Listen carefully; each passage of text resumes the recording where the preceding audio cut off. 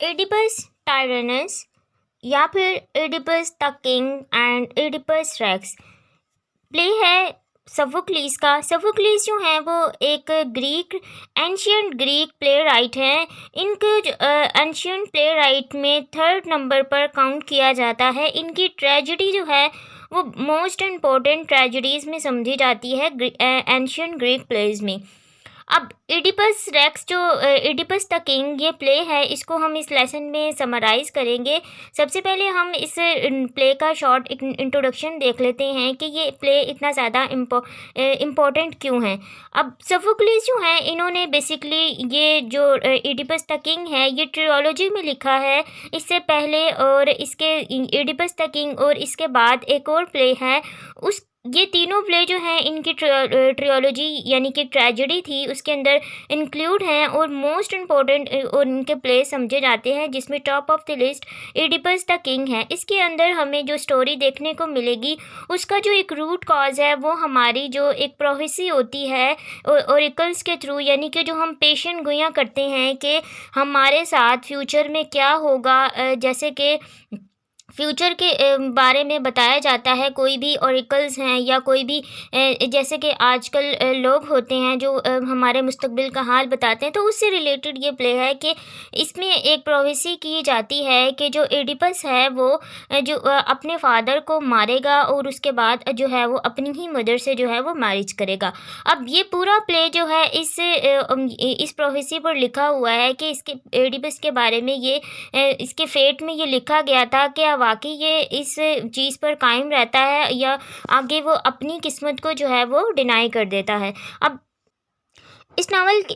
इस प्ले की एक इम्पॉर्टेंट लाइन है जिसमें हमें इस प्ले के बारे में बताया गया है। फेट इज़ एन सोफोक्लिस कहते हैं fate is an all powerful force which controls every action and that every choice made by man's free will whether wise और foolish all leads to inevitable fate the gods have written for them। अब यहाँ पर जो है Sophocles ये बताना चाह रहे हैं कि गॉड ने इंसान के बारे में जो कुछ भी लिख दिया है वो उसकी फेट है, वो उसकी किस्मत है। अब वो उस पर डिपेंड करता है कि बेशक वो वाइस है या फुलिश है, लेकिन उसकी फेट जो है वो कंप्लीट होकर रहेगी, जो कुछ भी उसकी किस्मत में लिखा गया है। अब इस प्ले की जो सेटिंग है वो थीब्स के में जो एक पैलेस है उसमें रखी गई है। अब इस प्ले के अंदर unity of time place and action को फॉलो किया गया है, जो हमारे अरिस्टोटल के अकॉर्डिंग एक प्ले की सेटिंग होनी चाहिए, क्योंकि सोफोक्लिस प्ले ये इडिपस द किंग प्ले को ही अरिस्टोटल ने आगे जो ड्रामा के बारे में डिफरेंट यानी कि ड्रामा किस तरह होना चाहिए उसके जो जितने भी इन्होंने फंक्शंस बताए हैं जो क्राइटेरिया सेट किया है वो इस प्ले के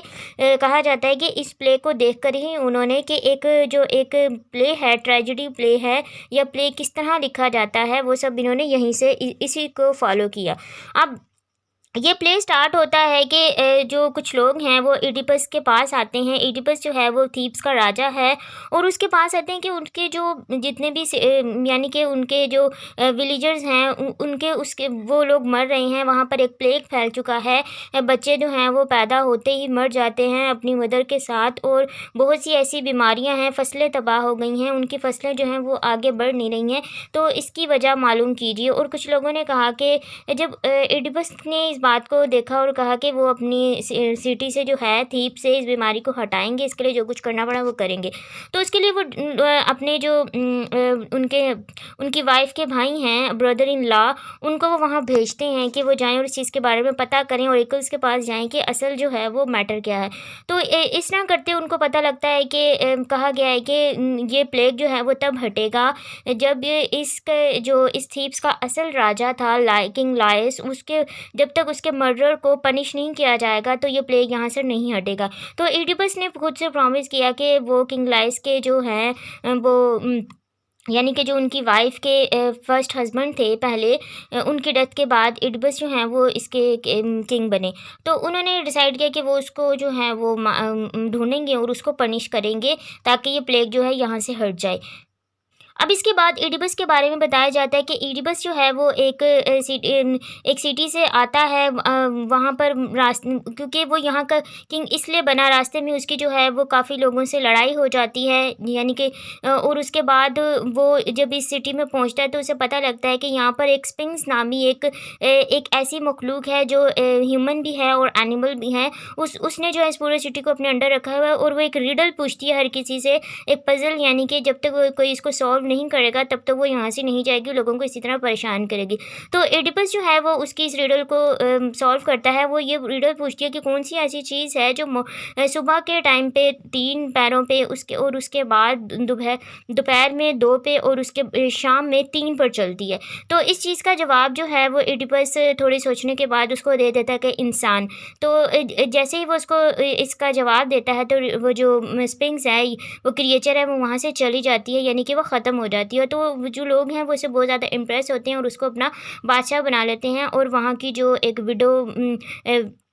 जो कैस्टा, जो कि किंग लाइस की वाइफ थी, विडो थी, उसके साथ उसकी शादी करवा देते हैं। तो कुछ सालों के बाद जब उनके बच्चे होते हैं तो ये प्लेग वहाँ पर फैलता है। तो ये सारा सीन वहाँ पर रिपीट होता है इसमें पैल्स में, कि ये वाक़या वहाँ पर चल रहा है। तो जब वो इसके बारे में वहाँ पर वापस आता है क्रियोन, उसका इनके जो ब्रदर इन लॉ का नाम क्रियोन होता है, वो फिर एक ब्लाइंड मैसेंजर जिसका नाम टायरेसियस होता है, उसको बुलाते हैं कि आप आएँ और हमें इसके बारे में बताएँ कि आप फ्यूचर के बारे में बताते। तो टायरेसियस जो है वो इसको बताने से मना कर देता है कि अब वो अगर कुछ जानता भी है तो वो ये सब कुछ नहीं बताएगा। तो उस पर जो है एडिपस वो ज़्यादा अग्रेसिव हो जाता है कि वो हमारे साथ लॉयल नहीं है, और वो जानबूझकर जो है वो जो मर्डर है उसको बचा रहा है। तो इसके साथ साथ वो क्रियोन को भी वहाँ से निकाल देता है, पनिश कर देता है। अपनी वाइफ के कहने पर उसको मर्डर नहीं करता, लेकिन उसको वहाँ से बैनिश कर देता है थीप से। तो इसके बाद तो इसी डिस्कशन के दरमियान जब वो पूछता है कि यहाँ पर जो उसके किंग लॉयस के बारे में प्रोफेसी की गई थी कि वो उनका बेटा उनको मारेगा और उन्हीं की वाइफ से जो है वो शादी करेगा, तो ऐसा तो नहीं हुआ, क्योंकि वो तो उनको तो किसी अटैक में मारा गया था तो वो पूछते हैं कहाँ पर, जब उनको मालूम होता है कि उसी जगह पर जहाँ पर जो है ईडिपस ने लड़ाई की थी। तो वो थोड़ा सा इसके बारे में सोचते हैं कि मैंने भी उसी शख्स पर उसी जगह पर काफ़ी लोगों से मेरी लड़ाई हुई थी और मैंने वहाँ पर कई लोगों को मारा था। तो लेकिन वो फिर साथ अपने, जब उनकी वाइफ कहती हैं कि ऐसी कोई प्रोफेसी नहीं है, क्योंकि कई सालों पहले हमारे बेटे के बारे में की गई थी, लेकिन किंग लाइस ने अपने बेटे को मार दिया और वो प्रोफेसी पूरी नहीं हुई। लेकिन उसके साथ साथ वो जब एडिपस कहते हैं कि मेरे बारे में भी यही इस तरह की कोई प्रोफेसी की गई थी कि मैं जो है वो अपने फादर को मारूंगा और जो है वो अपनी मदर से शादी करूँगा, लेकिन मैं अपने सिटी को छोड़कर आ गया हूँ। तो उसी टाइम पर एक मैसेंजर आता है, फर्स्ट मैसेंजर, वो कहता है कि जो उनके जो फादर हैं उनकी डेथ हो चुकी है। तो वो इस चीज़ पर थोड़ा सा खुद को सेफ़ महसूस करते हैं कि अब उन्होंने अपने फादर को नहीं मारा, तो ये प्रोफेसी पूरी नहीं हुई। लेकिन इसके साथ साथ जो है एडिपस को वो मैसेंजर ये बताता है कि आपको परेशान होने की ज़रूरत नहीं है, क्योंकि वो जो किंग हैं वो आपके रियल फादर नहीं थे, ये आप अडॉप्टिव चाइल्ड थे, मैंने आपको एक शेफर्ड से लेकर उनको दिया था। तो यहाँ पर वो थोड़ा सा और टेंशन में आ जाता है एडिपस, और फिर वो उस शेफर्ड को बुलाने के लिए कहता है कि जिसने जो है वो इनको दिया था, और वो शेफर्ड वहाँ पर आता है। तो वो वही शेफर्ड होता है जिसको किंग लायस ने अपने बेटे को दिया था कि इसको पहाड़ों पे डाल दो। तो उसने उसकी जो एड़ियाँ थी उसके अंदर वो उनको करके वो उनको बांध के वो पहाड़ से जो है वो गिराने वाला था, लेकिन उसको उस बच्चे पर रहम आया तो उसने उसको मैसेंजर को दे दिया, और वो कि वो आगे इसको किसी को दे दे ताकि ये बच्चा जो है वो मरे ना। इस तरह करते-करते जो कैस्टा जो है वो बात समझ जाती है रियल मैटर क्या है, तो वो अपने उसमें जाती है अपने रूम में, और वहाँ जाके सुसाइड कर लेती है। और फिर जो है वो ब्लाइंड मैसेंजर है और वो सब इन बात बताते हैं कि जो एडिपस है वही अपने उसका मर्डर है और उसने अपने फादर को मारा है। तो ये चीज़ बर्दाश्त नहीं कर पाता। उसके बाद वो रूम में जाने के बाद, यानी अपनी मदर और जो उसकी वाइफ होती है उसके जो क्लिप है उसे अपनी आँखों को जो है वो आँखों में मार लेता है, और वो ब्लाइंड हो जाता है। उसके साथ वो कहता है कि मुझे जंगलों में छोड़ आओ, और उसके बाद जाते-जाते वो क्रियोन को वापस बुलाता है और अपने बच्चों की जो ज़िम्मेदारी है वो क्रियोन को दे के जंगलों में जो है वो अपनी जो उसकी सज़ा है और बाकी की ज़िंदगी है वो इस तरह गुज़ारने के लिए जो है वो चला जाता है।